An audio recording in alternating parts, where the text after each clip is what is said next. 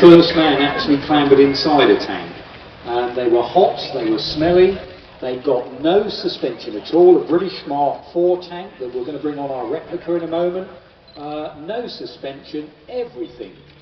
You went over, you're going to feel inside the museum. You can see we've got some cutaways, we've taken the sponsors off of some of the vehicles there.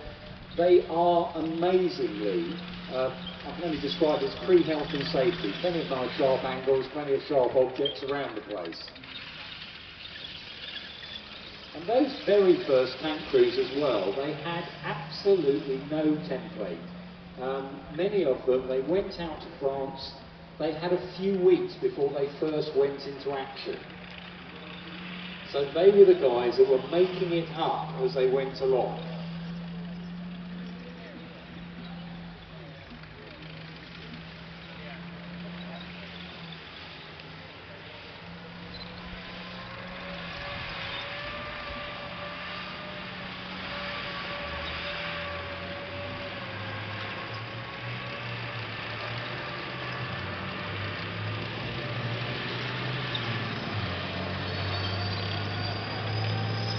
So we're going to bring on our Mark IV tank, I blooming well hope in a minute, or someone's going to get something.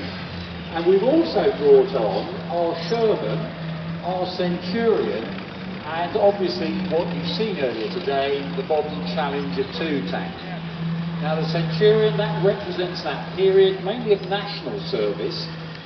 Again, many in the audience here, we've got some load of ex-national servicemen. 2 million men went through national service back from 1939 to 1960.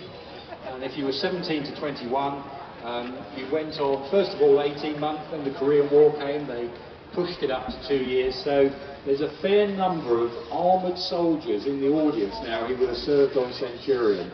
And in fact, the crew inside that Centurion that we've got here today, some of those again served on that for real.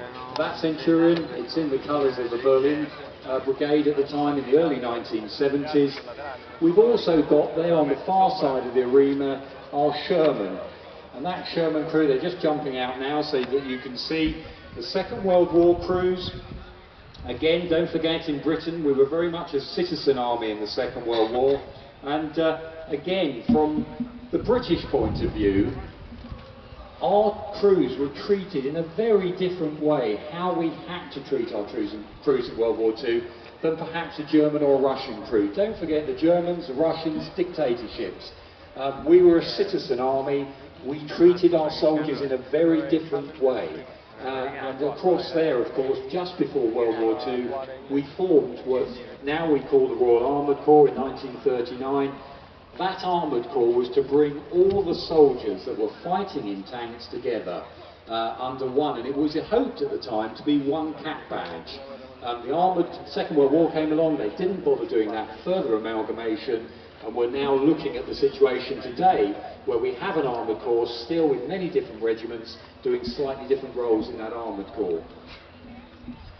We've got our model Challenger 2 there. And the crew on top of that, we've got Gunner Staff Sergeant Dart from the Dorset Yeomanry, again that backup force that are doing an awful lot to keep the main force of the British Army going in the field. We've got the commander of the vehicle, Corporal Cook from KRH, Driver Lance Corporal Keys from RTR, and Corporal Brown from RTR, who's playing as the operator today. Now ladies and gentlemen, we've already mentioned the fact we've got so many veterans here around the place today, and as with this is Armed Forces weekend, we've got foreign military here, we've got Dutch, we've got Austrian soldiers, we've got some Americans here today, we've got a party that's come over with the Char B tank from the French Tank Museum with French serving soldiers as well. And as this is Armed Forces weekend, I just think it's another opportunity to show the serving soldiers, the